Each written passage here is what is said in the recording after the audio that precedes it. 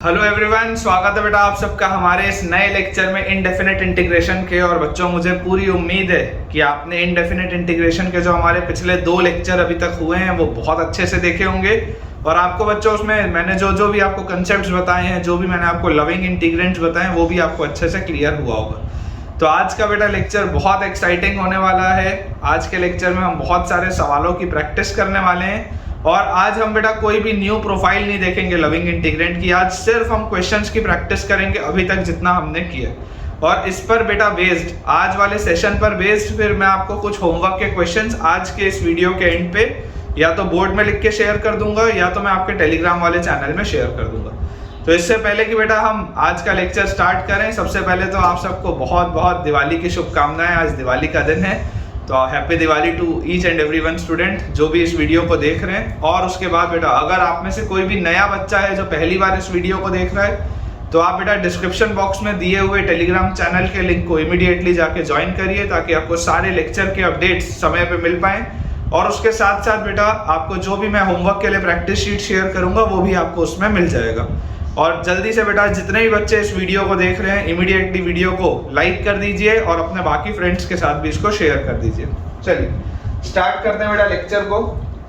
हमारे पास जो बेटा पहला सवाल है आज का, first question of today's lecture. सवाल बेटा हमको दिया हुआ है, आसान सा सवाल है, integral of 1 + cos square x। छोटे छोटे सवाल बेटा पहले करेंगे। मैं आपको एकदम प्रॉमिस करता हूं कि बेटा मैं आपको डिफिकल्ट क्वेश्चंस भी कराऊंगा, लेकिन पहले छोटे छोटे सवालों पे कंफर्टेबल हो जाइए। Divided by 1 + cos 2x dx। 1 + cos square x divided bye 1 + cos 2x dx। अब देखिए बेटा, इसको बहुत इजीली आप क्या लिख सकते हैं, ऊपर लिखा हुआ है 1 + cos स्क्वायर x, नीचे 1 + cos 2 थीटा। 1 + cos 2 थीटा क्या होता है, 2 cos स्क्वायर थीटा। तो this is 2 cos square x dx। ठीक है, और जैसे ही बेटा ये मैंने लिख लिया, इसको अब मैं अगर ब्रेक करूं तो ये आ गया 1/2 cos square x dx plus integral of 1/2 dx। cos square x और cos स्क्वायर x कट जाएगा, तो यार ये मेरे पास क्या आ गया, हाफ बाहर integral of sec square x dx। Half बाहर integral of sec square x dx plus half into x और plus integral of sec square क्या होता है बेटा, किसका हम डिफरेंशिएट करते हैं तो sec स्क्वायर आता है, tan का। मतलब answer will be half tan x plus x/2 plus constant of integration that is c। तो इसका आंसर बेटा हमारे पास आ जाएगा half multiplied by tan x plus x plus constant of integration. आसान सा सवाल है। चलिए नेक्स्ट देखते हैं। अगला बच्चों हमारे पास सवाल लिखा हुआ है, integral of 1 + tan square x divided bye 1 + cot square x। छोटे छोटे से सवाल, 1 + tan square x divided bye 1 + cot square x dx।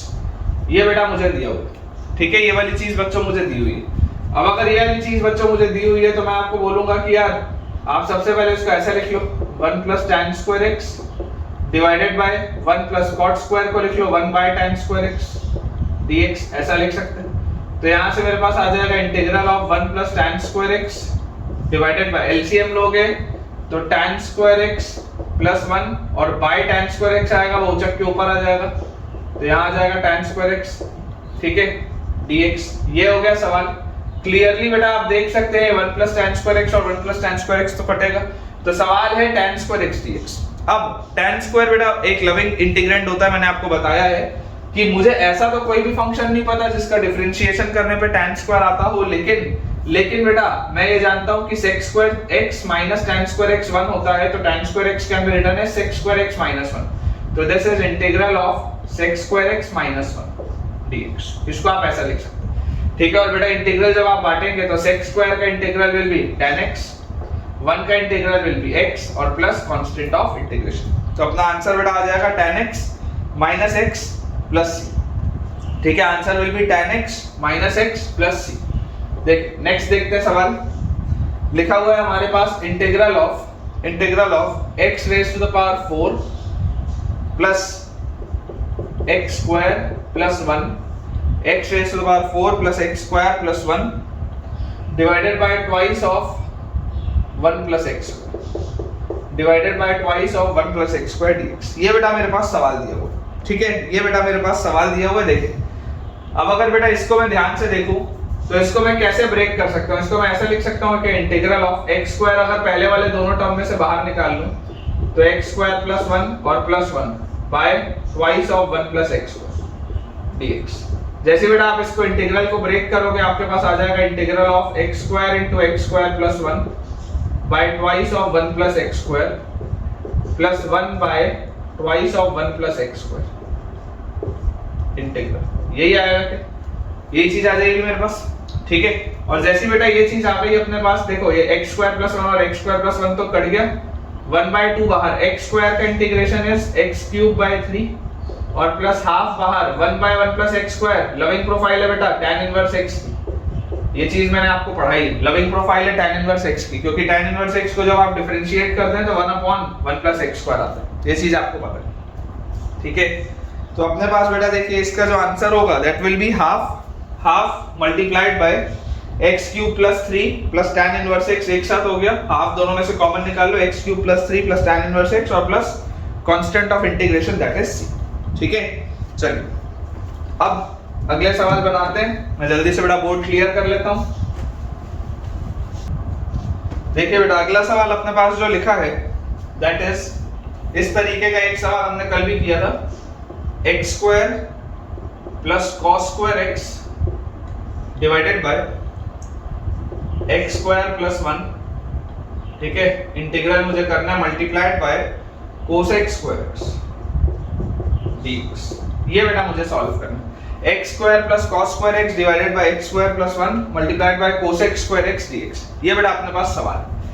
अब थोड़ा सा बेटा इसको अपन अगर ध्यान से इसको देखें, मैं आपको बोलता हूं इसको थोड़ा पहले ब्रेक करके लिखते हैं। ब्रेक अगर बेटा मैं इसको करके लिखूं तो मैं इसको कैसे लिख सकता हूं, x square cosec square x, ठीक है, plus cos square x by sin square x, this will be cot square x, है ना, cos square x by sin square x, this will be cot square x और divided by x square plus 1 dx। ये basically सवाल लिखा हुआ है, मैंने cosec square x अंदर मल्टीप्लाई कर दिया, ठीक है। मुझे यार एक चीज दिखाई दे रही है कि अगर मैं ऊपर एक प्लस 1 का फैक्टर बना लूं तो हो सकता है कुछ फायदा हो जाए मुझे। अगर मैं ऊपर एक प्लस 1 का फैक्टर बना लूं तो हो सकता है कुछ फायदा हो जाए। मुझे क्या चीज पता है कि cosec square x minus cot square x 1 होता है, cosec square x minus cot square x 1 होता है। तो cosec square x can always be written as 1 plus cot square x। cosec square x को हम हमेशा 1 प्लस बच्चों cot स्क्वायर x लिख सकते हैं। तो यार देखो जरा सोच के, अगर मैं इसको ऐसा लिख दूं integral of x square into 1 plus cot square x, ऐसा क्यों लिख रहा हूं अभी आपको समझ में आएगा, ठीक है। आपको बेटा यही विजुअलाइज करना सीखना है, आपको यही चीज बेटा विजुअलाइज करनी सीखनी है कि यार किस तरीके से हमारे पास आंसर आ रहा है। तो देखिए यहां पर बच्चों आपके पास आ जाएगा integral of x square plus x square cot square x plus cot square x और divided by x square plus 1। ये आ रहा है कि अपने पास x square plus x square cot square x plus cot square x बाय x square plus 1, यही चीज आ गई। यहां से बेटा आप इसको देखो क्या क्या लिख सकते हो, x square by x square plus 1 dx और प्लस इंटीग्रल ऑफ, इन दोनों में से अगर मैं cot स्क्वायर x कॉमन निकाल लूं cot स्क्वायर x, तो अंदर मेरे पास क्या बचेगा, x square plus 1 divided by x square plus 1 dx। यही चीज आएगी मेरे पास। क्लियरली x स्क्वायर प्लस 1 का फैक्टर कट गया जो मुझे करना था। और यहाँ पर देखो बेटा, यहाँ पर इसको आप कैसे कर सकते हो, आप यहाँ पर प्लस 1 माइनस 1 कर सकते हो। तो जैसे ही आप प्लस 1 माइनस 1 करोगे इसमें, तो प्लस 1 माइनस 1 करते ही आपके पास आ जाएगा integral of x square plus 1 by x square plus 1। तो यार ये तो 1 dx हो जाएगा और minus integral of 1 by x square plus 1 dx हो जाएगा, ठीक है। ये चीज हमारे पास आ जाएगी। और उसके बाद यहाँ पर अगर देखेंगे तो इंटीग्रल ऑफ cot स्क्वायर, अब cot स्क्वायर आता है क्या किसी के में भी, cot स्क्वायर तो नहीं आता, जैसे tan स्क्वायर नहीं आता था वैसे बेटा cot स्क्वायर भी नहीं आता किसी में भी। लेकिन मुझे पता है cosec square minus cot square 1 होता है, तो बच्चों मैं cot स्क्वायर को लिख सकता हूं plus cosec square x minus 1 dx, ऐसा इसको लिख सकते हैं cosec square x dx minus 1 dx, इसको आप ऐसा लिख सकते हैं। क्लियरली ये 1 dx और ये माइनस 1 dx तो कैंसिल आउट हो रहा है। तो अब हमारे पास देखिए लिखा क्या है, minus 1 by 1 plus x square dx। तो यार ये तो लिखा हुआ है माइनस tan इनवर्स x, ये तो आ गया क्या माइनस tan इनवर्स x। और cosec स्क्वायर x का क्या होता है बेटा, इंटीग्रेशन। तो देखो डिफरेंशिएशन आप किसका करते थे, तो cosec स्क्वायर आता था, याद करो। sec स्क्वायर का कब आता था, जब मैं tan का डिफरेंशिएशन करता था। तो वैसे ही बेटा कोसेक स्क्वायर कब आएगा? जब मैं कॉट का डिफरेंशिएशन करूंगा। और वैसे भी आपको एक चीज पता है कि कॉट एक्स का डिफरेंशिएशन होता है minus cosec square x. Differentiation strong होना चाहिए बेटा, डेरिवेटिव्स हमारे बहुत मजबूत होने चाहिए। कॉट एक्स का डिफरेंशिएशन होता है माइनस क्या? Cosec square x. तो अगर यहाँ पर कोसेक स्क्वायर एक्स लिखा हुआ है तो मेरे पास आ जाएगा माइनस कॉट एक्स और प्लस कांस्टेंट ऑफ इंटीग्रेशन। ठीक है, ये अपने पास रिजल्ट आएगा बेटा, देख लीजिए आप ध्यान से। Final answer will be minus cot x minus tan inverse x plus some constant of integration. ठीक है, चलिए अगला देखते हैं। कहीं पर भी बेटा कुछ भी आपको डाउट आए, आप वीडियो एक दो दफे सुनिए और फिर भी डाउट रहे तो कमेंट से पूछिए, कोई दिक्कत की बात नहीं, मैं आपको बेटा रिस्पॉन्ड करूंगा। ठीक है, लेकिन हमारे बेटा डेरिवेटिव्स बहुत स्ट्रांग होने चाहिए। अक्सर बच्चों को तकलीफ तभी होती है जब उनके डिफरेंशिएशन ही स्ट्रांग नहीं होता, तो इंटीग्रेशन में आपको समझ में ही नहीं आता कि करना क्या। डेरिवेटिव स्ट्रांग होना बहुत जरूरी है, तभी आप बेटा सोच पाएंगे कि किसका मैं इंटीग्रेशन क्या लिख रहा हूँ, सही लिख रहा हूँ या नहीं लिख रहा। देखिए अगला बेटा हमारे पास सवाल है इंटीग्रल ऑफ, छोटा सा सवाल है, इस तरीके के सवाल अभी आपने यहाँ पर किए ही है। X square by x square plus 1, बहुत आसान सा सवाल है ना। यहाँ पर अभी मैंने काम किया ही है, x square by x square plus 1। कभी बेटा देखो एक इंपॉर्टेंट अप्रोच होता है, इंपॉर्टेंट अप्रोच होता है बेटा जो मैं आपको सिखाना चाह रहा हूँ। इंपॉर्टेंट अप्रोच ये होता है कि addition and subtraction, addition and subtraction of a particular number, of a particular number. ये बेटा बहुत एक इंपॉर्टेंट अप्रोच है। आपको ये चीज समझ में आनी चाहिए कि कौन से नंबर को ऐड करने से और सब्ट्रैक्ट करने से मुझे फायदा होगा, कौन से नंबर को ऐड करने से और सब्ट्रैक्ट करने से मुझे फायदा होगा। ये एक बहुत इंपॉर्टेंट बेटा अप्रोच है जो हमको समझ में आनी चाहिए। जैसे अगर बेटा यहाँ पर ये लिखा हुआ है integral of x square by x square plus 1, अगर मैं बेटा न्यूमरेटर में 1 ऐड कर दूं और 1 सब्ट्रैक्ट कर दूं तो कोई फर्क तो पड़ नहीं रहा, मैंने 1 ऐड भी किया 1 सब्ट्रैक्ट भी किया, लेकिन ओवरऑल सवाल को फायदा हो गया। ओवरऑल सवाल अब क्या हो गया? अब हो गया ये सवाल x square plus 1 by x square plus 1 dx और minus integral of dx by x square plus 1। अब ये सवाल ऐसा हो गया। अब ये मेरे लिए लविंग इंटीग्रेंड है, पहले नहीं था। पहले बच्चों ये लविंग इंटीग्रेंड नहीं था, लेकिन अब मेरे लिए ये लविंग इंटीग्रेंड है। तो मुझे ये चीज का आइडिया होना चाहिए, मुझे एक बेटा बेसिक आइडिया होना चाहिए कि मैं क्या करूंगा ऐड या सब्ट्रैक्ट तो मुझे फायदा हो। ठीक है, तो इससे फायदा क्या हुआ? देखो एक्स स्क्वायर प्लस 1 और x square plus 1 cancel out होगा, तो दिस इज इंटीग्रल dx और माइनस ये जो बेटा लिखा हुआ है यार, ये तो क्या है? dx by 1 plus x square is tan inverse x, और इसके साथ एक कांस्टेंट ऑफ इंटीग्रेशन भी आएगा। और dx का इंटीग्रल क्या होता है बेटा? dx का इंटीग्रल होता है x, dx का इंटीग्रल होता है x। तो final answer comes out to be x minus tan inverse x plus constant of integration, x minus tan inverse x plus some constant of integration. ये सब रटना नहीं है, मैं आपको दोबारा बोल रहा हूँ, आपको बच्चों ये सब रट्टा मारने की बिल्कुल भी जरूरत नहीं है। आप ऐसा मत सोचिए कि मुझे ये याद होना चाहिए, ऐसा नहीं। आप सिर्फ बेसिक्स अपने पकड़ के चलिए, ये सब बेटा पेपर में आपके डिराइव हो जाएगा। ठीक है, चलिए बोर्ड क्लियर करते हैं, अगले सवाल की तरफ आगे बढ़ते हैं। जैसा बेटा देखिए मैंने आपको पहले ही बोला, आज के पूरे लेक्चर को मैं डेडिकेट कर रहा हूँ सिर्फ क्वेश्चन प्रैक्टिस के लिए। हमारा ये इंटीग्रेशन जो है बेटा वो लगभग आप मान के चलिए लगभग 14-15 लेक्चर्स तक खींचेगा, मुझे ऐसा उम्मीद है।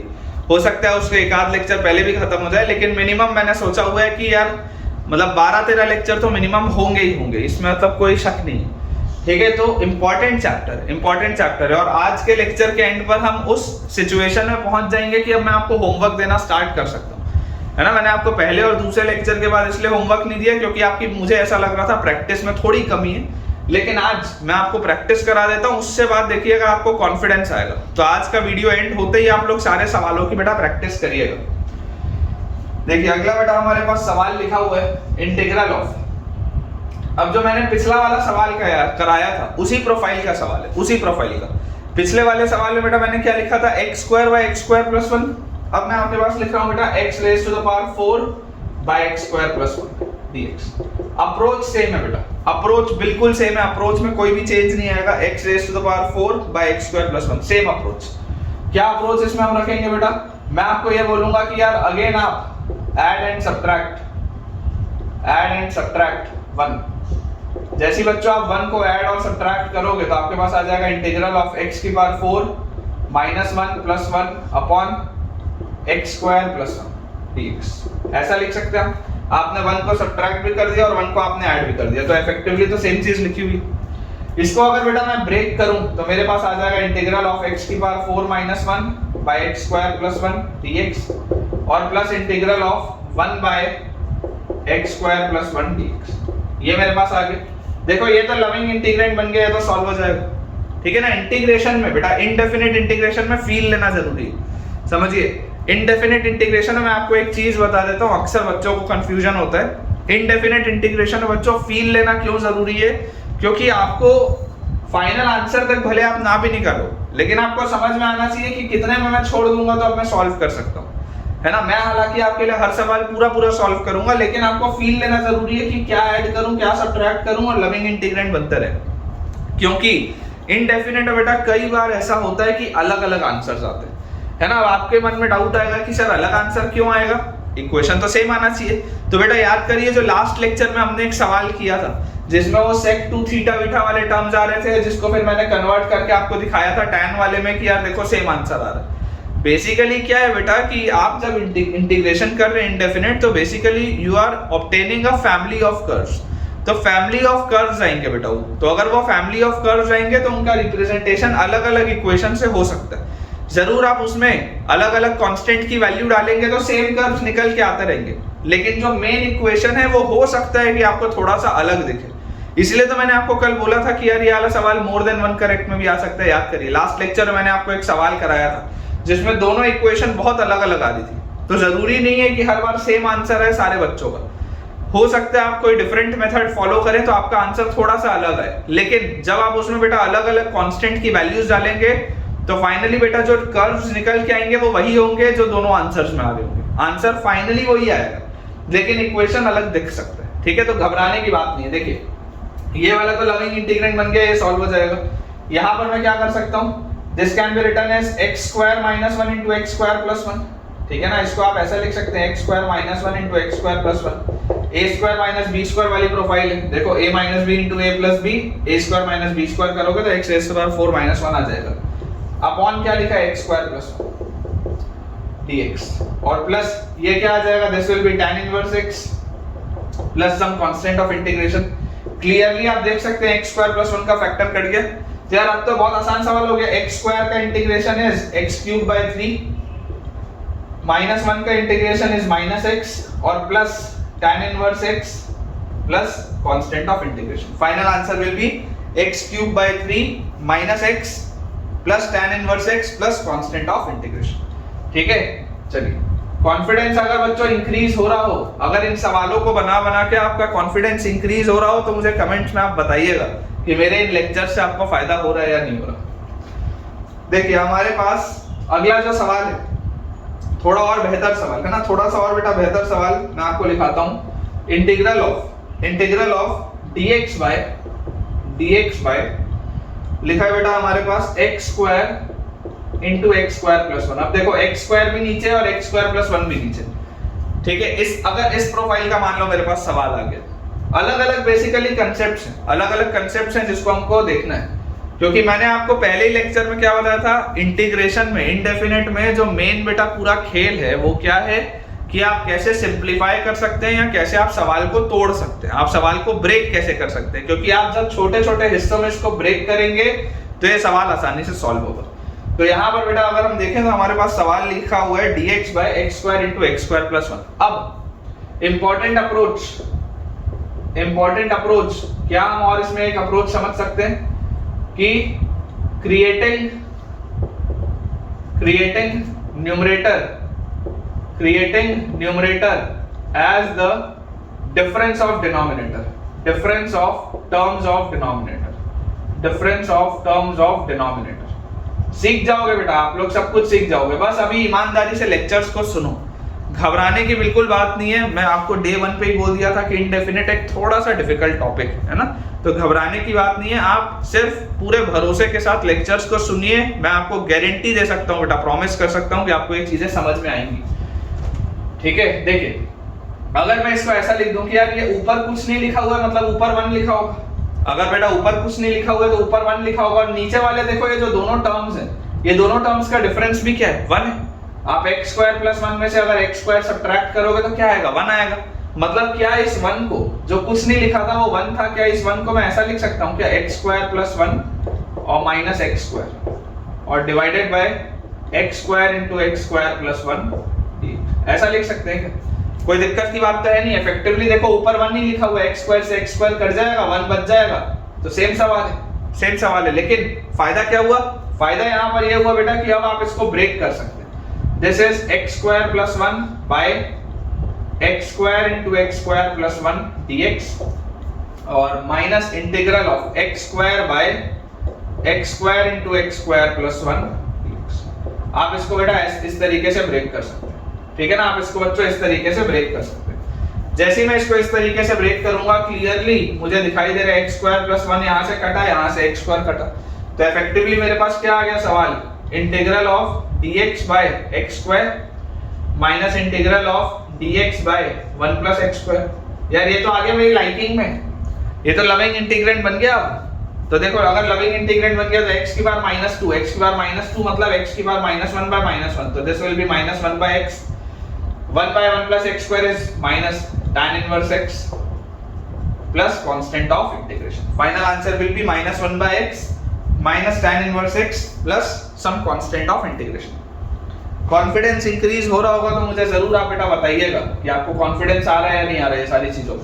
अगला सवाल देखते हैं। नेक्स्ट हमारे पास बेटा इसी प्रोफाइल का अगला सवाल, इंटीग्रल ऑफ dx बाय, अब मैं पावर रेज कर रहा हूं बेटा, पावर रेज कर रहा हूं, देखिए x to the power 4 into x square plus 1 dx by x raise to the power 4 into x square plus 1, ठीक है। पावर मैंने रेज किया। अब बेटा जैसे ही देखो मैंने पावर रेज किया, जैसे ही बच्चों मैंने पावर यहाँ पर रेज किया, अब मैं आपको क्या बोलूंगा कि क्या इनका डिफरेंस लिखा है क्या ऊपर, इनका तो डिफरेंस ऊपर नहीं लिखा हुआ, फिर इसमें क्या अप्रोच लगा इनका, अगर आप बेटा देखेंगे तो इनका डिफरेंस तो अलग से ऊपर नहीं लिखा हुआ है, लेकिन आप अप्रोच क्या लगा सकते हैं, अप्रोच बेटा मैं सेम तरीके से बोलूंगा कि यार देखो अगर मैं इसको ऐसा बोल दूं कि यार ये ऊपर 1 लिखा हुआ है, ऊपर 1 लिखा हुआ है, अगर मैं आपको ये बोल दूं कि आप इसको लिख लो x square plus 1 minus x square, ऐसा तो लिख ही सकते हो ना। इन दोनों का डिफरेंस नहीं भी है, इन दोनों का डिफरेंस नहीं भी है, तब भी अगर आप ऐसा लिखो तो कोई नुकसान थोड़ा नहीं। इफेक्टिवली तो 1 ही लिखा हुआ है, इफेक्टिवली तो 1 ही लिखा हुआ है, x square plus 1 minus x square, effectively तो 1 लिखा है, और divided by x to the power 4 into x square plus 1 dx, ऐसा लिख। तो अगर बेटा आप इसमें ये लिख लोगे तो आप देखो इंटीग्रल आप ब्रेक करो तो this comes out to be x square plus 1 by x raised to the power 4 into x square plus 1 dx और minus integral of x square by x की power 4 into x square plus 1 dx, यही आएगा मेरे पास। देख लो यही चीज आएगी बेटा मेरे पास, और जैसे ही ये वाली चीज आई तो आप देख सकते हैं x स्क्वायर प्लस 1 और x स्क्वायर प्लस 1 कटा, तो अब आपके पास आ गया इंटीग्रल ऑफ dx बाय, ठीक है। ये अपना अगला सवाल है तो मैं यहाँ से इसको ऐसे लाइन बना देता हूँ ताकि आपको कंफ्यूजन ना हो, ऐसे। तो integral of dx by x की पावर 4 और minus integral of x square dx upon, देखो x स्क्वायर और x की पावर 4 है, x स्क्वायर और x की पावर 4 है तो बेटा ये x स्क्वायर इसमें से कटेगा तो यहाँ पावर 2 बचेगा, तो dx by x square into x square plus, ये आ जाएगा सवाल, ये आ जाएगा सवाल। अब देखो ये वाला बेटा, ये वाला आपने अगर सॉल्व किया तो dx बाय x की पावर 4 मतलब x की पावर -4, x की पावर -4 को इंटीग्रेट करोगे तो -4 प्लस 1 बाय -4 प्लस 1, तो नीचे -3 और ऊपर x की पावर -3, तो दिस गिव्स -1 बाय 3 x2, ठीक है। ये आपके पास आ जाएगा।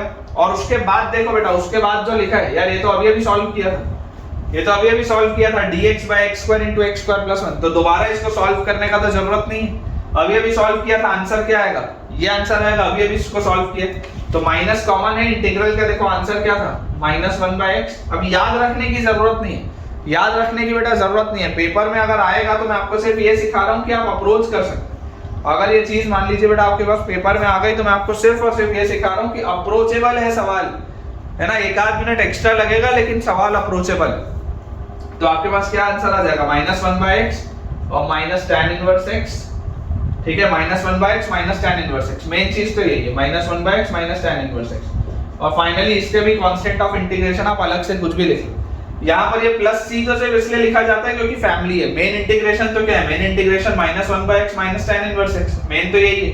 तो आप मेन चीज लिख लो और कांस्टेंट ऑफ इंटीग्रेशन अलग से लगा दो, तो final answer will be 1/x plus tan inverse x minus 1/3x cube और plus some constant of integration that is c। ठीक है, तो देखिए इसका आंसर आ जाएगा 1/x, चेक भी कर लेते हैं, 1/x plus tan inverse x और minus 1/3x cube plus some constant of integration. बिल्कुल सही है बेटा, बिल्कुल सही। चलिए अगले सवाल देखते हैं अपन। ठीक है बेटा, देखिए अगला देखते हैं अपन सवाल, सेम प्रोफाइल का है लेकिन इसमें मैं आपको एक अलग अप्रोच सिखाऊंगा। हालांकि अभी मैंने आपको सब्स्टिट्यूशन पढ़ाया नहीं है, लेकिन एक अलग अप्रोच मैं आपको दिखाता हूँ। इंटीग्रल ऑफ dx बाय, या चलो पिछले वाले सवाल को एक बार मैं आपको दूसरे मेथड से बताता हूँ। पिछला वाला सवाल क्या था, integral of dx by x की power 4 into x square plus 1, ये सवाल था। dx बाय x की power 4 into x square plus 1, ये हमारे पास बड़ा सवाल था पिछला वाला। ठीक है, इसी को चलो मैं आपको मेथड 2 बताता हूँ। ऑल्दो अभी मैंने आपको सब्स्टिट्यूशन पढ़ाया नहीं है ना, अभी मैंने आपको बेटा सब्स्टिट्यूशन पढ़ाया नहीं है, लेकिन फिर भी मैं आपको बताता हूँ। सब्स्टिट्यूशन पढ़ाऊंगा तब और डिटेल में बताऊंगा ना, अगले लेक्चर में आएगा। टेक्निक्स ऑफ इंटीग्रेशन में अगले लेक्चर में सब्स्टिट्यूशन आएगा, तब मैं आपको पढ़ाऊंगा। लेकिन फिलहाल समझो कि मैं आपको बोलना क्या चाह रहा हूँ। मैं आपको बोल देता हूँ let x is equal to 1/t। क्यों किया ऐसा अगले लेक्चर में आएगा, लेकिन मैं आपको सिर्फ अप्रोच समझा रहा हूँ, अप्रोच समझो। तुमको जो आता था उसके हिसाब से तो मैंने ये सॉल्व करके तुमको दिखा दिया, अब अप्रोच समझो कि मैं क्या बोलना चाह रहा हूँ। Let x is equal to 1/t। अब अगर बेटा x की वैल्यू 1/t है तो जरा सोच के देखो dx क्या होगा। dx will be equal to minus 1/t square dt। सोच के देखो, dx will be equal to minus 1/t square dt, क्योंकि आप अगर dx/dt करोगे तो ये t की पावर -1 आएगा, तो -1 बाहर और t की पावर -2, तो ये आ जाएगा आपके पास। ठीक है, तो ओरिजिनल अब देखो सवाल क्या हो गया, इंटीग्रल ऑफ dx मतलब -1/t स्क्वायर dt और डिवाइडेड बाय नीचे क्या लिखा है, x की पावर 4 मतलब 1/t की पावर 4 और x स्क्वायर प्लस 1 मतलब 1/t स्क्वायर प्लस 1। ये आपके पास बेटा सवाल लिखा। ठीक है, यहां से बच्चों अगर हम इसको सॉल्व करेंगे तो ये t और ये पावर 4 कटा तो यहाँ आ गया t क्यूब, तो आपके पास आ गया इंटीग्रल ऑफ -dt अपॉन यहाँ पर देखिए नीचे लिखा हुआ है आपके पास t स्क्वायर प्लस 1। ठीक है, ये एलसीएम लोगे तो t स्क्वायर प्लस 1 और यहाँ पर आपके पास देखो बेटा नीचे के, यहाँ पर आपके पास है t स्क्वायर। देख लो ध्यान से, यहाँ पर आपके पास नीचे t स्क्वायर आएगा और यहाँ पर आपके पास बेटा एक क्या बच रहा है, t की पावर 3 आ रहा है। देखो इसको मैं थोड़ा सा ठीक से आपके लिए लिखता हूँ, अदरवाइज आपको कंफ्यूजन हो जाएगा। ठीक है, कुछ बच्चों को कंफ्यूजन हो जाएगा। मैं इसको एक बार देखो दोबारा लिखता हूँ। dx आ गया आपके पास, यहाँ पर आप इसको ऐसे लिखो, dx लिखा है, dx इज -1/t स्क्वायर। ठीक है, dt और डिनोमिनेटर में देखो यहाँ पर क्या लिखा है, x की पावर 4 मतलब क्या होगा 1/t की पावर 4। 1/t की पावर 4 लिखोगे तो वो उचक के ऊपर आ जाएगा, t की पावर 4 आ जाएगा। ठीक है, और नीचे यहाँ पर अगर आप x की जगह 1/t लिखोगे तो यहाँ पर क्या आ जाएगा, 1/t लिखोगे तो 1/t स्क्वायर, तो 1 + t square by t square, t square उचक के ऊपर और यहाँ पर आएगा 1 + t स्क्वायर, ये आपके पास आएगा। ठीक है, सिंपलीफाई करोगे आपके पास आएगा। तो देख लो आप t स्क्वायर से ये t स्क्वायर कटा और अब ये सवाल हो गया माइनस इंटीग्रल ऑफ t की power 4 dt upon 1 + t square. ये आपका सवाल देखो आपने कन्वर्ट कर लिया। अब ये वाला तो यार आपकी लाइकिंग का है, ये वाला सवाल थोड़ी देर पहले मैंने आपको बताया था कि आप इसमें क्या करो, -1 करो और +1 करो। तो जैसे ही आप इसे बच्चों -1 और +1 करेंगे आपके पास देखिए क्या आ जाएगा, माइनस इंटीग्रल ऑफ, ध्यान से देखेंगे ये हमारे पास लिखा हुआ है t की पावर 4 -1 मतलब कि t square -1 into t square plus 1 divided bye t square plus 1।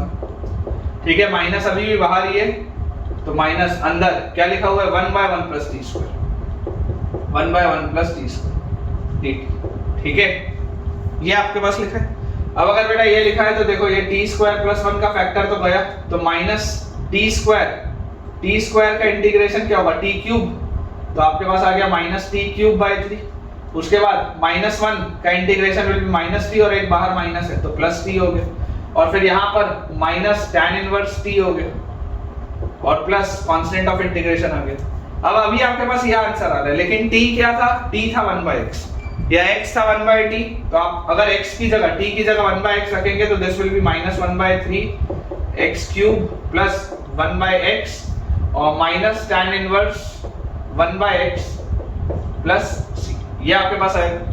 ठीक है, अभी देखो आपका जो आंसर आया था बेटा, इसका आपके आंसर और इस आंसर में एक बेसिक सा अंतर है। ये -1/3x क्यूब वही है जो आपको मिल रहा है, ठीक है, प्लस 1/x वही है जो आपको मिल रहा है, लेकिन वहां पर आपके पास प्लस tan इनवर्स x था।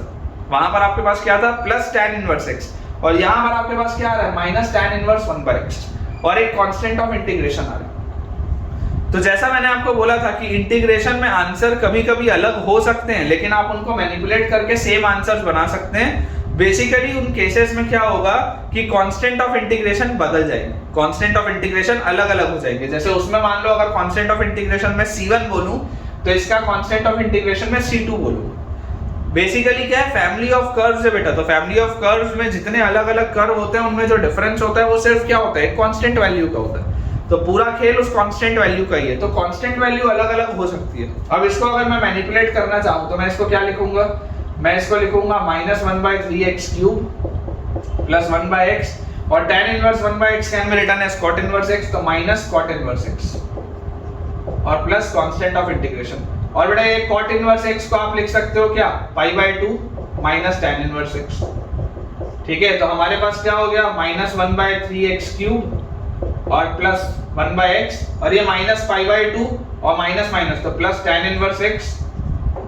ठीक है, और उसके बाद ये माइनस π/2 और प्लस c। अब जरा सोच के देखो, ये जो बेसिक फंक्शन है बेटा, बेसिक फंक्शन वही आ गया, लेकिन ये कांस्टेंट ऑफ इंटीग्रेशन बदल गया, इसको कोई अलग सी बोल दो।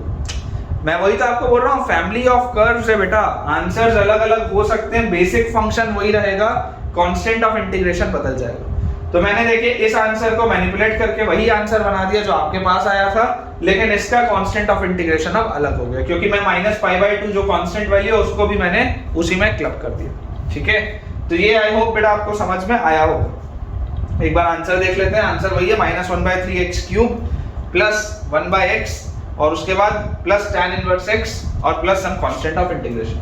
इसी का देखिए एक बेहतर बेटा मैं आपको सवाल बताता हूं। ठीक है, थोड़ा सा और एडवांस सवाल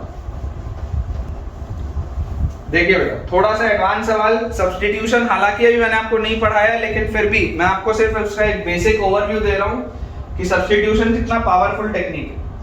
मान लीजिए मेरे पास दिया हो integral of dx by power एक और रेस करते हैं, x raise to the power 6 into x square plus 1 dx by x raise to the power 6 into x square plus 1। मैंने एक पावर और रेस कर दिया। पहले मैंने x स्क्वायर नीचे लिखा, फिर x की पावर 4 नीचे लिखा, फिर अब मैं x की पावर 6 लिख रहा हूं। अब अगर बेटा इसको आप अपने नॉर्मल मेथड से करोगे तो आपको बहुत मेहनत लगेगी, क्योंकि इसमें 2-3 बार आपको वो प्रोसेस करने पड़ेंगे, लंबे लंबे से टर्म्स आएंगे। लेकिन एक बड़ा स्मार्ट अप्रोच जो मैं आपको अगर सब्स्टिट्यूशन का बोलूं कि बाय सब्स्टिट्यूशन यही सब तो सीखना है यार, यही सब तो हमको सीखना है, सवालों से तो सिखाऊंगा। बाय सब्स्टिट्यूशन अगर बेटा मैं आपको बोल देता हूं कि let x is equal to 1/t, practice से आ जाएगा, आपको भी प्रैक्टिस से सिखाऊंगा कैसे कैसे प्रोफाइल में क्या क्या अप्लाई करते हैं। अगर x की वैल्यू मैं 1/t बोलूं तो dx will B -1/t² dt। तो मेरे पास क्या आ गया? इंटीग्रल ऑफ dx मतलब -1/t² dt आ गया यहाँ पे। नीचे क्या है? x की पावर 6, x की पावर 6 मतलब 1/t की पावर 6, तो t की पावर 6 तो ऊपर आ जाएगा। फिर यहाँ पर x की जगह 1/t रखूंगा तो 1/t² मतलब 1 + t² और t² ऊपर, तो t² एक ऊपर और नीचे आ जाएगा 1 + t²। ये आ गया आपके पास। ठीक है, ये चीज आपके पास आ गई। आप देख सकते हैं ये t² से ये t² कैंसिल आउट, तो सवाल हो गया माइनस इंटीग्रल ऑफ, ऊपर लिखा है t की पावर 6 dt और नीचे बेटा लिखा हुआ है 1 + t²। नीचे आपके पास लिखा हुआ है 1 + t²। ये आपके पास सवाल है। अगेन अप्रोच बेटा वही होगा, 1 सब्ट्रैक्ट करो और 1 ऐड करो। अप्रोच वही होगा, 1 सब्ट्रैक्ट करो और 1 ऐड करो, क्योंकि मुझे इस सवाल को ब्रेक करना है, मुझे इस सवाल को ब्रेक करना है। तो मैं आपको क्या बोलूंगा, माइनस बाहर है, अंदर देखो, इंटीग्रल ऑफ t की पावर 6 - 1 अपॉन t² + 1 dt, ये आ गया, और plus integral of dt upon t² + 1, ये आ गया बेटा मेरे पास। देखिए माइनस मैंने कॉमन बाहर ले लिया, इसको ब्रेक करके लिखा तो t की पावर 6 - 1 by t² + 1 और प्लस 1 by t² + 1, ये वाली चीज मेरे पास आ गई। अब जैसी बच्चों ये वाली चीज मेरे पास आई तो this is minus times of, ठीक है, integral of, minus times of integral of, इसको यहां से ऐसा लिख देते हैं, ये t की पावर 6 माइनस 1 है। जरा सोच के देखो, अगर मैं इसको t स्क्वायर का क्यूब बोलूं, ये जो t की पावर 6 है बेटा, इसको अगर मैं t स्क्वायर का क्यूब बोलूं, t स्क्वायर का क्यूब, t की पावर 6 को, तो यार ये क्या a cube minus b cube लिखा है क्या? a cube minus b cube क्या होता है? a cube minus b cube बेटा होता है आपके पास, या ऐसा करो, एक मुझे ऐसा इसमें लग रहा है कि हमको एक अपन ने एरर किया है, नीचे वाले t स्क्वायर प्लस 1 को काटना है ना, नीचे वाले t स्क्वायर प्लस 1 को काटना है, तो आप ऐसा करो, ये जो मैंने t की पावर 6 माइनस 1 प्लस 1 किया ना, आप इसके साथ प्लस 1 वाला लो और माइनस 1 वाला आप अलग छोड़ो, माइनस 1 वाला आप अलग छोड़ दो, ऐसा करो। इससे देखो फायदा क्या होगा, अब ये आपको क्या दिख रहा है, a cube plus b cube दिख रहा है, तो अगर ये a cube plus b cube दिख रहा है तो a cube plus b cube बच्चों क्या होता है, a cube plus b cube is a plus b, मतलब t square plus 1 a plus b into a square minus ab plus b square, a cube plus b cube is a plus b into a square minus ab plus b square, ये आ गया। और divide में क्या लिखा हुआ है, divide में लिखा हुआ है t स्क्वायर प्लस 1, ठीक है, और बाहर लगा हुआ है dt, ये लिखा है, और माइनस अंदर देखो यहाँ पर क्या लिखा है, 1/1 प्लस t स्क्वायर, यार ये तो tan इनवर्स t हो गया, ये तो tan इनवर्स t हो गया, इसमें तो कोई प्रॉब्लम ही नहीं, ठीक है क्या। अब देखो बेटा यहाँ से ये t स्क्वायर प्लस 1 और t स्क्वायर प्लस 1 कट गया, जितना भी बड़ा पावर हो बेटा अप्रोच यही है, अप्रोच यही है, आपको बेसिकली एक फैक्टर को कट करने की कोशिश करनी है।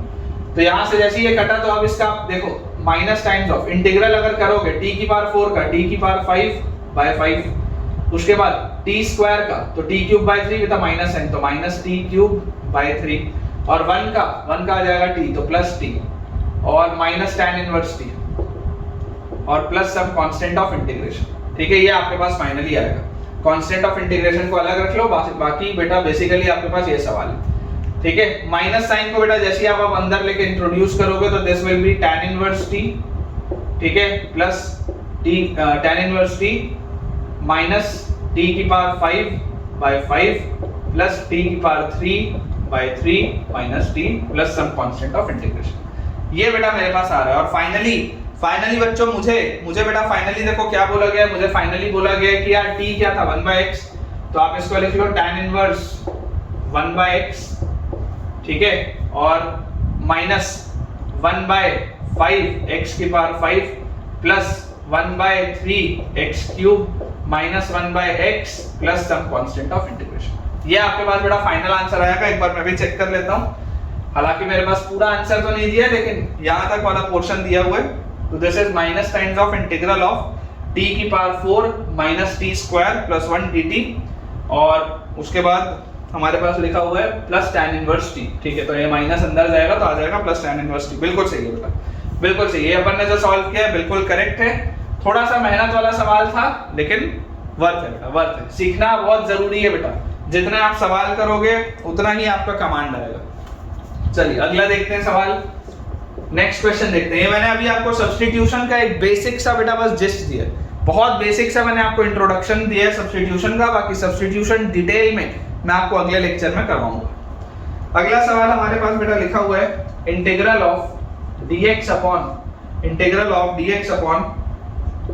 x square minus 4x plus 4, ठीक है, x square minus 4x plus 4 multiplied by x square minus 4x plus 5, ये बेटा मेरे पास सवाल है। Integral of dx upon x square minus 4x plus 4 multiplied by x square minus 4x plus 5। देखिए थोड़ा सा बेटा इसको ध्यान से अपन देखेंगे। अगेन मैं आपको वही वाला मेथड बता रहा हूँ कि यार क्या मैं नीचे वाले टर्म्स का डिफरेंस ऊपर देख पा रहा हूँ क्या? ऊपर अगर कुछ नहीं लिखा है मतलब ऊपर 1 लिखा है, ऊपर अगर कुछ नहीं लिखा है मतलब ऊपर 1 लिखा है। देखो इन दोनों का डिफरेंस, ये बड़ा टर्म है, ये छोटा टर्म है। इसमें से अगर मैं इसको सब्ट्रैक्ट कर दूं तो x स्क्वायर से x स्क्वायर गया, माइनस 4x से माइनस 4x गया, 5 माइनस 4 1 लिखा हुआ ऊपर। मतलब कि अप्रोच क्या होगा, integral of x square minus 4x plus 5 minus x square minus 4x plus 4 divided by x square minus 4x plus 4 into x square minus 4x plus 5 dx। ये मेरे पास बेटा सवाल दिया, बेसिकली ये सवाल। इंटीग्रल को अगर मैं ब्रेक कर करके लिखूंगा तो इंटीग्रल ऑफ, देखो इसके भाई ये लिखूंगा तो ये वाला फैक्टर इससे कटेगा तो आ जाएगा 1 upon x square minus 4x plus 4 dx, और इससे इसको अगर ब्रेक करूंगा तो ये वाला टर्म कटेगा तो minus integral of 1 upon x square minus 4x plus 5। ये सवाल है जो वो ओरिजिनल दिख रहा था, अब ये ओरिजिनल मेरा सवाल है। तो यार ये तो बहुत आसान सा हो गया। इसको मैं क्या लिख सकता हूँ, integral of dx upon x minus 2 का होल स्क्वायर। ये क्या लिखा हुआ है, ये x माइनस 2 का होल स्क्वायर लिखा हुआ है, ठीक है, और माइनस इंटीग्रल ऑफ 1 अपॉन, देखो इस प्रोफाइल का भी मैंने आपको एक सवाल बताया था, इस प्रोफाइल का भी बेटा मैंने आपको एक सवाल बताया था, इसको आप लिख सकते हैं x माइनस 2 का होल स्क्वायर प्लस 1, ऐसा लिख सकते हैं। याद करो integral of 1 upon x square plus a square 1/a tan inverse x by a, जहां पे x क्या होता था, लीनियर फंक्शन ऑफ x होता था, वही वाली तो प्रोफाइल है। आपको बताया था ना constant upon quadratic, constant upon quadratic आएगा तो आपको ये करना है। यहाँ पर तो देखो ये क्वाड्रेटिक क्या हो गया, परफेक्ट स्क्वायर हो गया, तो इसमें आप वो नहीं लगा सकते। इसको आप ये मत बोलना कि सर इसके साथ प्लस 0 ऐड कर दो और सॉल्व कर लो, नहीं, गलत हो जाएगा, क्योंकि अगर आप a का वैल्यू 0 कर दोगे तो गलत हो जाएगा, ठीक है। तो इसको देखो, इसको आप लिख सकते हैं कैसा, x माइनस 2 की पावर माइनस 2, ठीक है। ये वो वाला प्रोफाइल है जो बेटा पहला मैंने आपको लविंग इंटीग्रेंट बताया था कि x raise to the power constant या linear function raise to the power constant, जो पहला लविंग इंटीग्रेंट था। तो यहाँ पर देखो आप इसको लिख सकते हैं x की power minus 2, sorry x minus 2 raise to the power minus 2, तो minus 2 plus 1 by minus 2 plus 1, मतलब this will be minus 1 by x minus, ठीक है, माइनस 1 बाय x माइनस 2। और यहाँ पर बेटा अगर आप देखेंगे तो आप देख सकते हैं कि ये x square plus a square वाली प्रोफाइल है या 1 प्लस x स्क्वायर वाली प्रोफाइल है, तो this will be minus tan inverse x by a तो 1 ही है, 1 प्लस x स्क्वायर वाली प्रोफाइल है, तो ये आ जाएगा tan इनवर्स x, ठीक है, और plus some constant of integration. ये इसका आंसर आएगा यार। देख मेरे हिसाब से तो बहुत अच्छा सवाल है, सीखने के लिए बहुत अच्छा सवाल है। आपने बेसिकली ये वाला भी कांसेप्ट सीखा कि ब्रेक करके कैसे लिखते हैं, और इसमें दो अलग-अलग लविंग इंटीग्रेंट्स बेटा अपने यूज हो रहे हैं। तो final answer is -1 by x minus 2 minus tan inverse x minus 2 plus some constant of integration. चलिए बोर्ड बेटा क्लियर करते हैं, अगले सवाल की तरफ आगे बढ़ते हैं। देखिए बेटा अगला अपने पास थोड़ा अलग कैटेगरी का सवाल है। क्वेश्चन हमारे पास लिखा हुआ है, फाइंड अ फंक्शन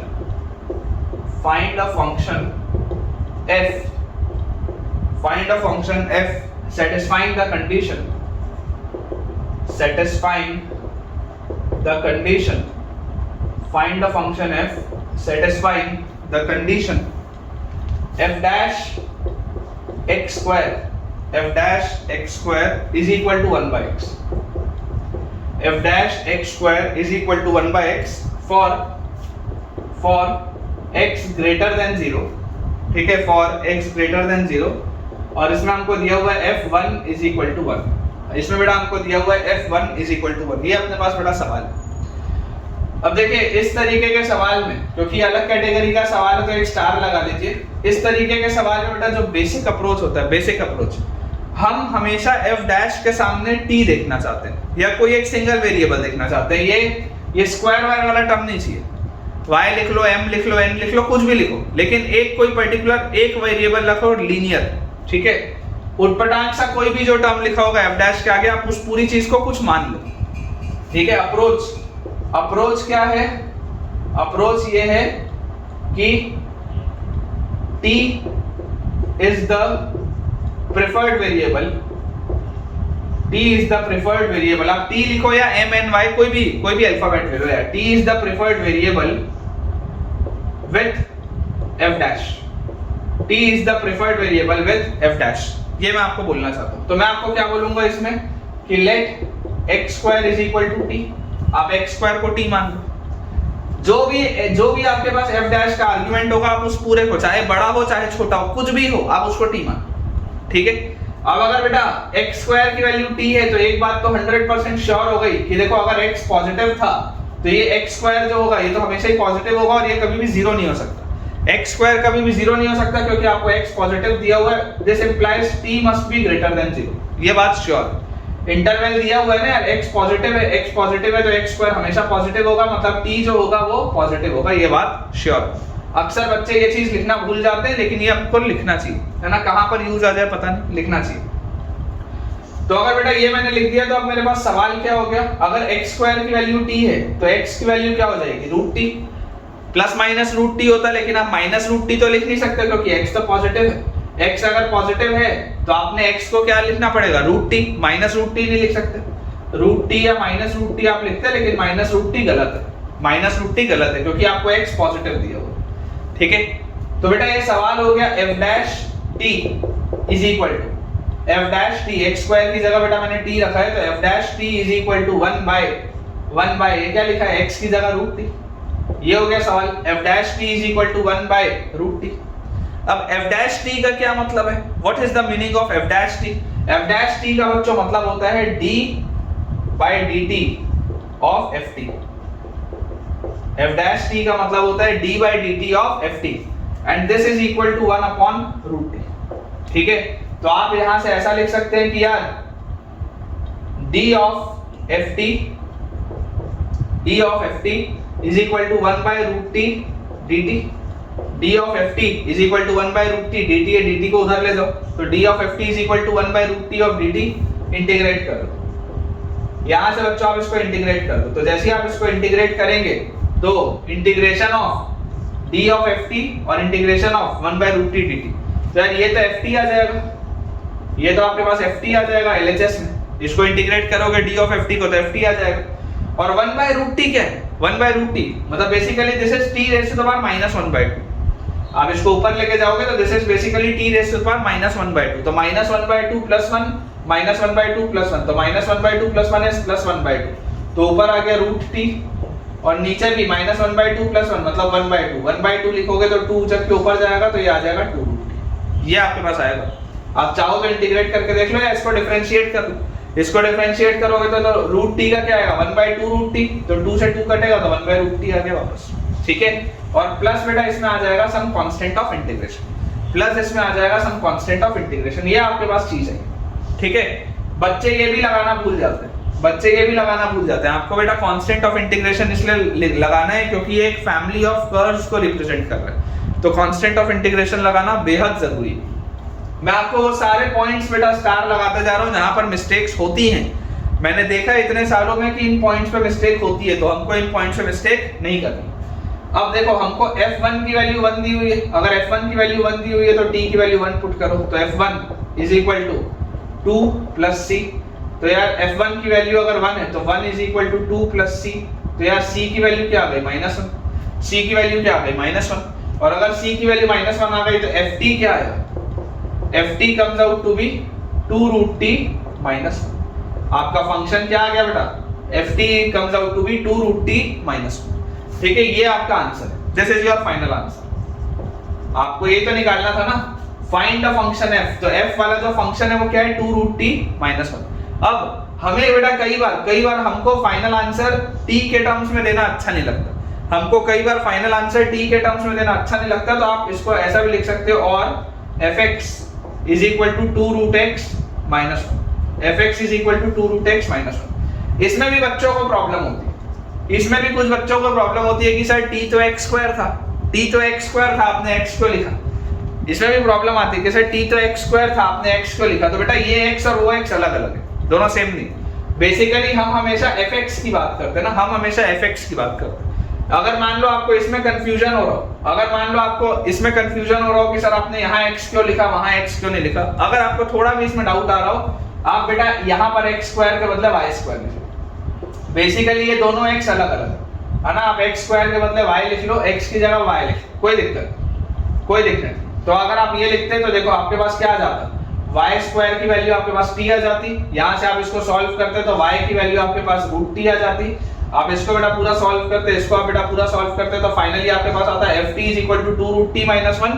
और फाइनल आंसर मुझे कभी भी t के टर्म्स में देना अच्छा नहीं लगता, तो आप t को रिप्लेस कर दो x, तो final answer will be fx is equal to 2 root x minus 1। ये आपका आंसर इंपॉर्टेंट है बच्चों, इंपॉर्टेंट है, ठीक है ना। फाइनल आंसर हमेशा x के टर्म्स में देना चाहिए, अदरवाइज अगर आप इसमें भी लिखते हो तो कोई भी दिक्कत नहीं है ना, कोई भी दिक्कत नहीं। अच्छा सवाल है, एक नए कंसेप्ट का सवाल है। और ये बेटा जो हमने आंसर निकाला है, ये वाला बेटा जो हमने आंसर निकाला है, उसमें देखो t क्या था, t जो बेटा आपका था t must be greater than 0। तो अगर आप फाइनली t को x से रिप्लेस कर रहे हो तो this is true for all x greater than 0, this is true for all x greater than 0। आपके लिए x बड़ा होना चाहिए 0 से, क्योंकि आप देख लो रूट आपके पास अनडिफाइंड हो जाएगा, रूट आपके पास अनडिफाइंड हो जाएगा, ठीक है।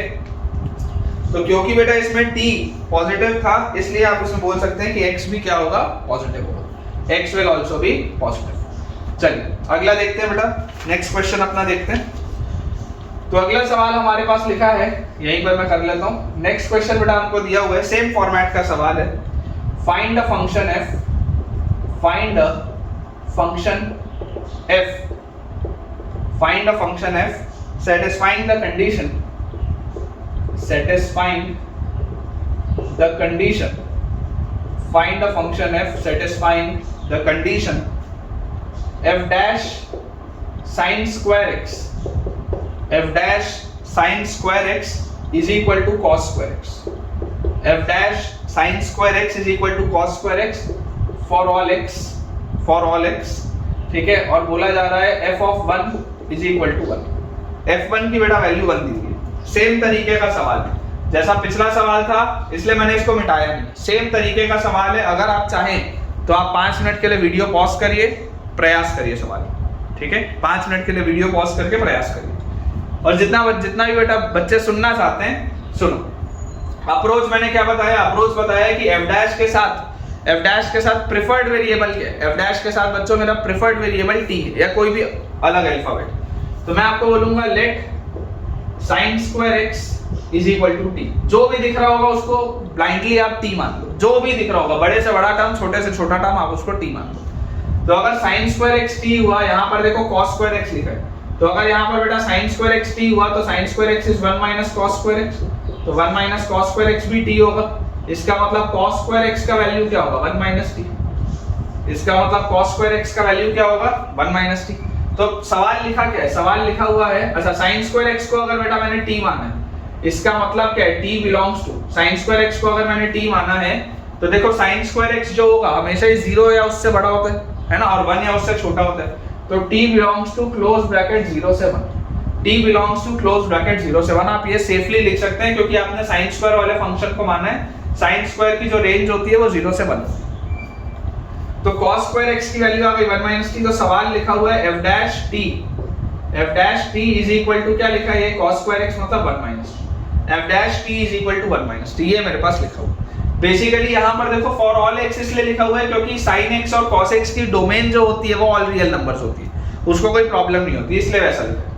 तो अगर f dash t is equal to 1 minus t लिखा है, this implies d by dt, ये मैं आपको जानबूझ के बेटा समझाने के लिए लिख रहा हूँ अच्छे से, d by dt of ft is equal to 1 minus t। इस dt को अगर मैं उठा के उधर ले जाऊं, ठीक है, इसको अगर वहां ले जाऊं और इंटीग्रेट कर दूं, तो इंटीग्रेट करते ही बेटा मेरे पास क्या आ जाएगा, ft इज इक्वल टू 1 का integration will be t minus t का integration will be t square by 2 plus some constant of integration, plus some constant of integration, ये लगाना जरूरी है। अब f1 की वैल्यू 1 है, f1 की वैल्यू 1 है तो लेट या put t is equal to 1। तो जैसे ही आप t को 1 डालेंगे तो f1 which is equal to 1 which is equal to 1 minus 1 by 2 plus c। तो यहाँ से मेरे पास क्या आ जाएगा, c का वैल्यू देखो 1 से ये 1 गया तो c का वैल्यू तो हाफ आ गया। अगर बच्चों c का वैल्यू हाफ आ गया तो मेरे पास जो फंक्शन है वो फंक्शन क्या बन गया, ft is equal to t minus t square by 2 plus half. अब फाइनल आंसर t में देना अच्छा नहीं लगता तो आप फाइनल आंसर को x में बोल सकते हैं। तो therefore fx function will be x minus x square by 2 plus half. और ये आपके लिए कब होगा बेटा, देखो t का आपके पास डोमेन क्या था, t था 0 से 1, इसका मतलब x भी क्या होगा, for all x belonging to close bracket 0 से 1। इस इंटरवल के लिए आपके पास ये आंसर आएगा, ठीक है।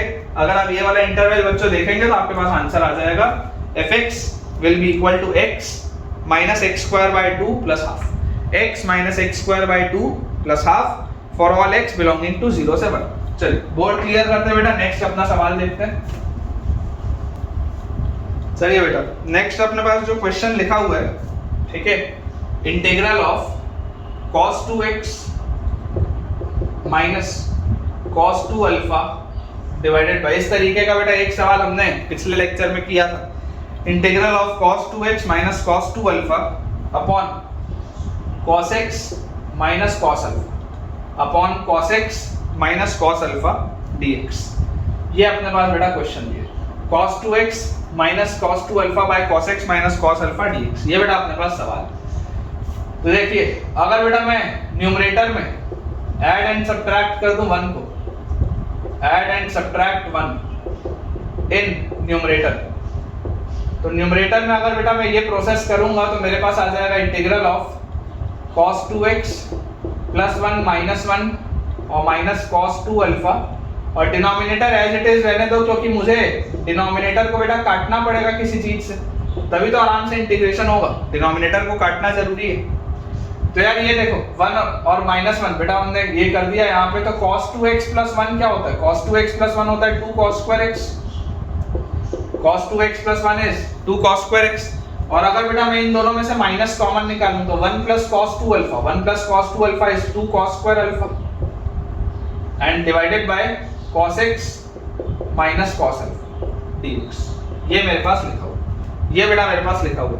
जैसे ही आप बच्चों इसमें से 2 कॉमन निकालेंगे तो अब इंटीग्रल ऑफ क्या लिखा है?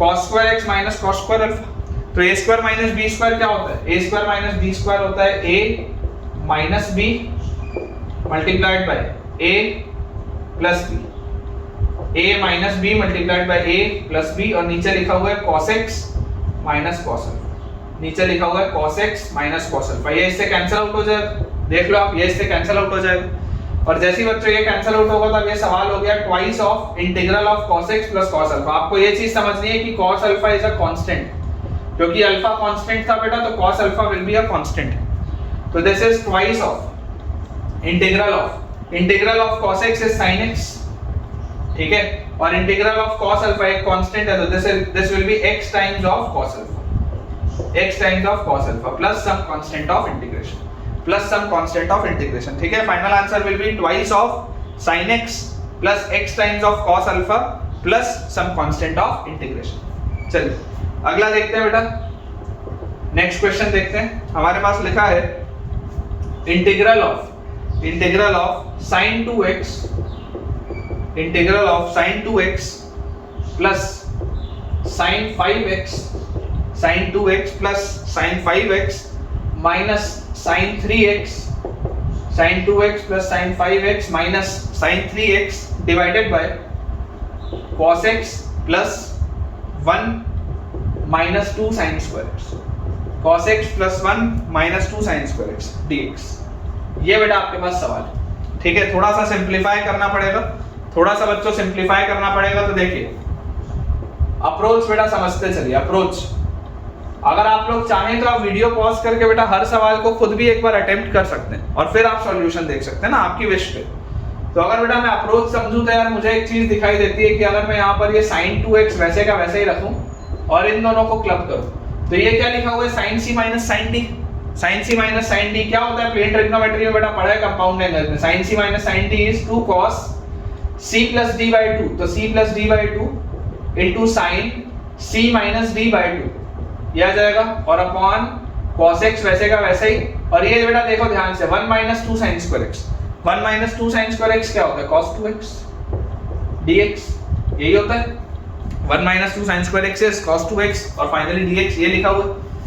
और इसको बेटा थोड़ा सा और देख लो, ये sin 2x है, sin 2x को भी आप ओपन कर दो 2 sin x cos x, और प्लस आगे आपके पास लिखा हुआ है 2 sin x into cos 4x, और नीचे क्या लिखा हुआ है? नीचे लिखा हुआ है cos x plus cos 2x। नीचे हमारे पास बेटा लिखा हुआ है cos x plus cos 2x, ठीक है। ये बेटा हमारे पास लिखा हुआ है। एक चीज बेटा मेरे को इसमें एरर हो गया, सवाल को आप थोड़ा सा इसमें ठीक कर लेंगे, इसको आप करेक्ट कर लीजिए बेटा। This is 1 minus 2 sin square 2x, ठीक है ना। सवाल बेटा थोड़ा सा आप करेक्ट कर लेंगे, ये लिखा हुआ है 1 माइनस 2 sin स्क्वायर 2x, यहाँ पे आप करेक्शन कर दीजिए। तो यहाँ पर जैसे आप बेटा ये इसको ये करेंगे तो 1 minus 2 sin square theta is cos 2 theta, तो this will be cos 4x, ठीक है। इसको आप करेक्ट कर लेंगे बेटा, this will be cos 4x, इसको आप करेक्ट कर लीजिए, this will be cos 4x। ये आपके पास सवाल था, ये आपके पास सवाल था, तो ये आया, उसके बाद ये आया।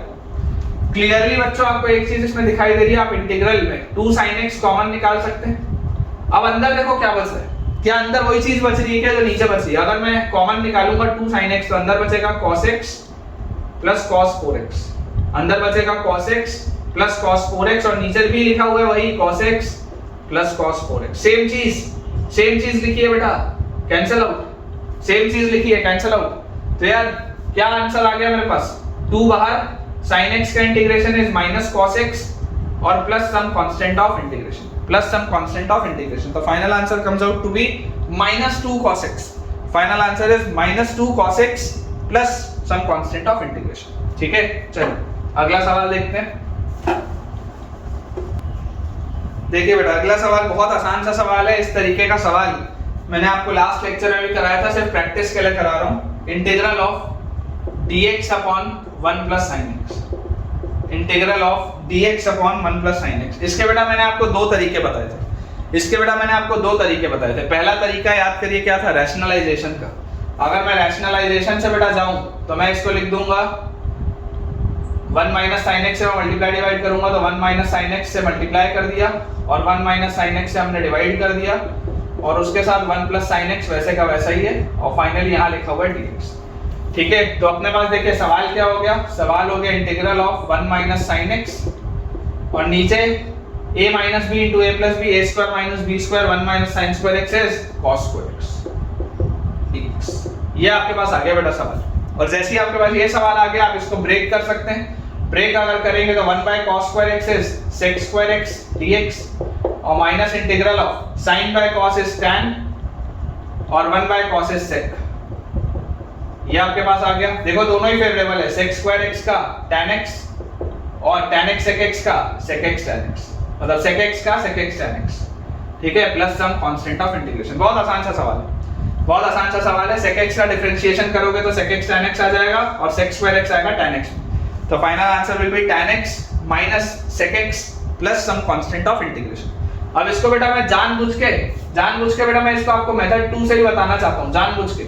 मुझे पता है कि आपको आता है मेथड 2 भी, लेकिन मैं जानबूझ के बताना चाहता हूं क्योंकि मैं उसमें वो सिंगल कोसाइन वाली चीज एक बार दोबारा आपके लिए रिपीट करना चाहता हूं कि सिंगल कोसाइन का कांसेप्ट क्या होता है। देखिए बेटा सिंगल कोसाइन का कांसेप्ट ये है कि यार इसको आप कैसे लिख सकते थे, आप इसको लिख सकते थे इंटीग्रल ऑफ dx अपॉन 1 को आप लिख सकते थे बेटा sin square x by 2 plus cos square x by 2 और sin x को आप लिख सकते थे 2 sin x by 2 cos x by 2। ये मैंने आपको अप्रोच बताया था, जानबूझ के रिपीट कर रहा हूं। This can be further written as dx upon, नीचे देखो क्या लिखा है, a square plus b square plus 2ab, तो a प्लस b का होल स्क्वायर, तो sin x by 2 plus cos x by 2 का होल स्क्वायर। ये मेरे पास लिखा हुआ। ठीक है, अब अगर मैं इस अंदर वाली चीज को L मान लूं तो अगर मैं L को बोल दूं sin x by 2 plus cos x by 2, अंदर वाली चीज को अगर मैं L मानूं तो मेरे पास आ जाएगा L by root 2 is equal to 1 by root 2 sin x by 2 plus 1 by root 2 cos x by 2, तो cos a cos b plus sin a sin b cos of a minus b। Directly लिख रहा हूं, अब directly लिख रहा हूं बेटा, बार बार नहीं लिखेंगे, अब डायरेक्टली लिख रहा हूं। देखो क्या था यहाँ पर आपके पास था 1 by root 2 cos x by 2, तो cos of a minus b into cos of a plus b is cos a cos b minus cos a cos b plus sin a sin b, that is cos of a minus b। और यहाँ से बेटा अगर मैं इसको square कर दूं क्योंकि यहाँ पर l का स्क्वायर है, तो अगर हम स्क्वायर कर दे तो हमारे पास देखिए l स्क्वायर का वैल्यू क्या आ जाएगा 2 cos square x by 2 minus pi by 4, 2 cos square x by 2 minus pi by 4 और 2 cos स्क्वायर थीटा क्या होता है 1 plus cos 2 थीटा। ठीक है, या डायरेक्टली चलो इसको ऐसे ही रहने दो, तो ये अपने पास सवाल हो गया इंटीग्रल ऑफ dx अपॉन, ये l स्क्वायर लिखा है, l square is 2 cos square into x by 2 minus pi by 4। ठीक है, तो ये हमारे पास आ जाएगा हाफ और ये आ गया sec स्क्वायर, और sec स्क्वायर का बेटा जो आपके पास इंटीग्रेशन होता है वो होता है क्या tan of x by 2 minus pi by 4, x by 2 minus pi by 4। और क्योंकि बेटा यहाँ पर आपको x का जो टर्म है, x का कोफिशिएंट हाफ दिख रहा है, तो आप इसको हाफ से डिवाइड भी करेंगे। चाहे तो आप बेटा इसको सिंपलीफाई करके देख सकते हैं कि आ जाएगा sec square x by 2 minus pi by 4 और एक हाफ और आएगा, इसलिए हाफ से मैंने इसको डिवाइड भी किया। तो यार ये हाफ और ये हाफ तो कैंसिल आउट हो गया, तो final answer comes out to be tan of x by 2 minus pi by 4। Final answer comes out to be tan of x by 2 minus pi by 4 plus some constant of integration. यहाँ ये आ रहा है, यहाँ ये आ रहा है, दोनों सेम है। मैंने आपको कल भी बेटा करके दिखाया था, दोनों सेम है, बस डिफरेंस इस बात का है कि क्योंकि ये एक फैमिली ऑफ कर्व्स को रिप्रेजेंट करता है, इसलिए कांस्टेंट की वैल्यू हो सकता है अलग हो, या हो सकता है वो भी सेम हो, आप इसको सिंप्लीफाई करेंगे तो आपको ये वाली चीज हो सकता है मिल जाए। ठीक है, तो ये वाला बेटा अपना सवाल हो गया। चलिए अब अगला अपन क्वेश्चन देखते हैं। प्रैक्टिस बेटा बहुत ज्यादा करनी है आपको, जितनी ज्यादा आप प्रैक्टिस करेंगे उतना आपके लिए अच्छा है। देखिए बेटा नेक्स्ट अपने पास जो क्वेश्चन है, क्वेश्चन लिखा हुआ है integral of cos 8x minus cos 7x, cos 8x minus cos 7x upon 1 plus 2 cos 5x। इस तरीके का बेटा एक सवाल मैंने आपको कल कराया था, मैंने इसके आपको दो मेथड बताए थे, cos 8x minus cos 7x divided by 1 plus 2 cos 5x dx। इस तरीके का बेटा मैंने आपको कल सवाल कराया था, दो मेथड बताए थे। चलिए यहाँ पर आज एक ही मेथड अपन करेंगे।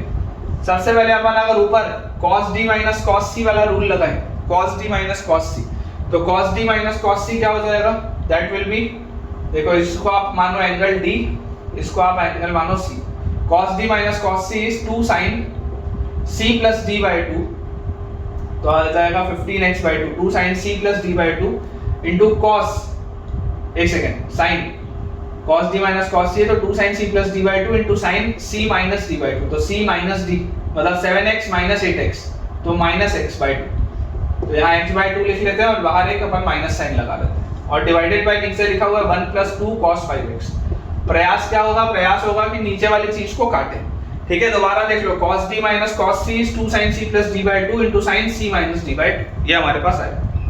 तो यहाँ से देखिए बेटा आपके पास, अब आपको शायद याद आ जाए, -2 इनटू इंटीग्रल ऑफ, ये sin ऑफ 15x बाय 2 बेटा लिखा हुआ है, sin of 15x by 2 can be written as sin of 3 into 5x by 2, ठीक है, और इनटू sin x बाय 2, और नीचे हमारे पास क्या लिखा हुआ है 1 प्लस 2 cos 5x। अब देखो ये वाला जो एंगल है बेटा, ये वाला जो एंगल है उसका हाफ एंगल ऊपर लिखा है sin 3 थीटा, ये बेसिकली sin 3 थीटा लिखा हुआ है। अगर ये थीटा है, 5x अगर थीटा है तो ये sin 3 थीटा बाय 2 लिखा हुआ है। ठीक है, तो अगर मैं बेटा मैं इसके हाफ एंगल को इसको मतलब ब्रेक करूं तो sin 3 थीटा क्या होता है, -2 into integral of sin 3 theta is 3 sin theta minus 4 sin cube theta, 3 sin theta minus 4 sin cube theta. ठीक है, और मल्टीप्लाई हो रहा है बेटा ये sin x बाय 2 से, और डिवाइड में हमारे पास क्या लिखा हुआ है 1 plus 2 cos 5x, 1 plus 2 cos 5x, ये हमारे पास लिखा हुआ है। क्लियरली आप बच्चों देख सकते हैं कि ये sin 5x बाय 2 का एक टर्म बाहर निकलेगा, तो आपके पास आ जाएगा -2 इनटू इंटीग्रल ऑफ, अंदर ब्रैकेट के बचेगा 3 minus 4 sin square 5x by 2।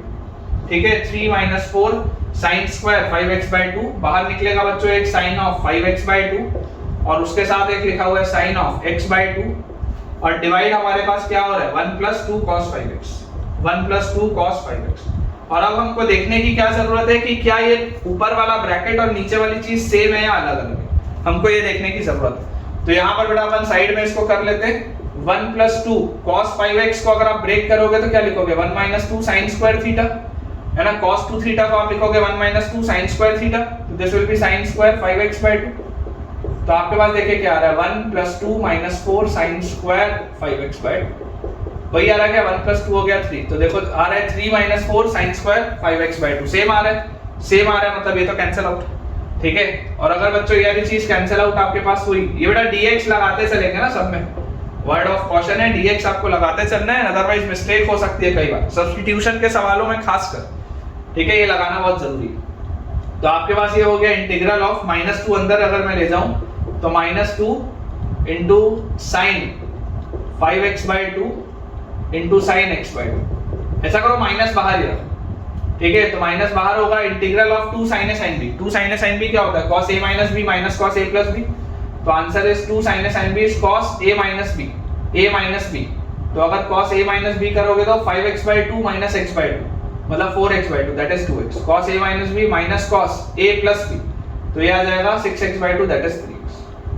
ठीक है, 2 sin a sin b is cos a minus b minus cos a plus b, और यहां से बेटा हमारे पास क्या आ जाएगा, देखो जैसे आप इसको अब इंटीग्रेट करोगे, इसको ब्रैकेट अभी नहीं लगाते, ये अपन इसको ऐसे लिख लेते हैं। ठीक है, इसको अगर आप इंटीग्रेट करेंगे तो आपके पास आ जाएगा माइनस cos 2x का integration will be sin 2x by 2 और cos 3x का integration will be sin 3x by 3 और there will be a constant of integration, तो final answer will be 1/3 sin 3x, minus से साथ set करोगे तो -1/2 sin 2x plus some constant of integration. ठीक है, चेक कर लीजिए बेटा, चेक कर लीजिए, अगर आपका सेम आंसर आ रहा है तो बहुत अच्छी बात है।